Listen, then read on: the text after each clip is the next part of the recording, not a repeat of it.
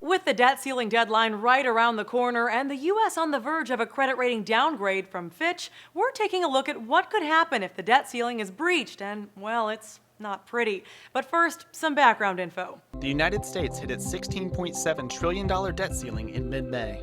Treasury Secretary Jack Lew began to borrow from retirement funds for federal workers, a maneuver that buys him a few months before he will be unable to pay. And if Congress can't vote to raise the debt limit by mid-October, the government will default on some obligations it has already made. If that happens, the government is going to be faced with some tough fiscal decisions, and international markets are especially wary of defaults, as IMF leader Christine Lagarde told Meet the Press. It would mean massive disruption the world over, and we would be at risk of tipping yet again into recession. If the U.S. government runs out of money to pay its bills, it could either prioritize payments amongst programs like Medicaid, Social Security, military pay, federal worker salaries, etc., or the second would be across-the-board cuts. Everybody takes a haircut. You pay the bondholder something, you pay Social Security something, but everybody takes a haircut. But with only roughly $30 billion of government money saved up, experts predict that would only be enough to make payments for a few days. In addition to not being able to pay our bills, New York Magazine reports there could be problems with the banking system freezing,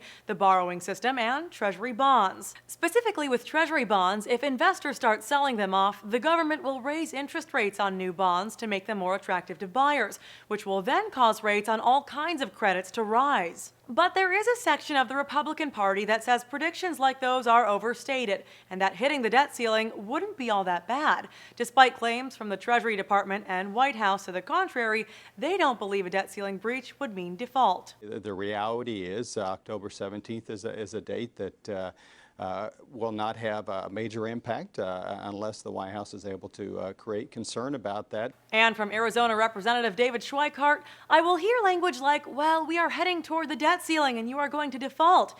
Anyone that says that is looking you in the eyes and lying to you. Either that or they don't own a calculator. Negotiations are still stalling as of Tuesday. The White House Council of Economic Advisors says the U.S. is set to breach the debt ceiling Thursday morning. For Newsy, I'm Candace Avilés.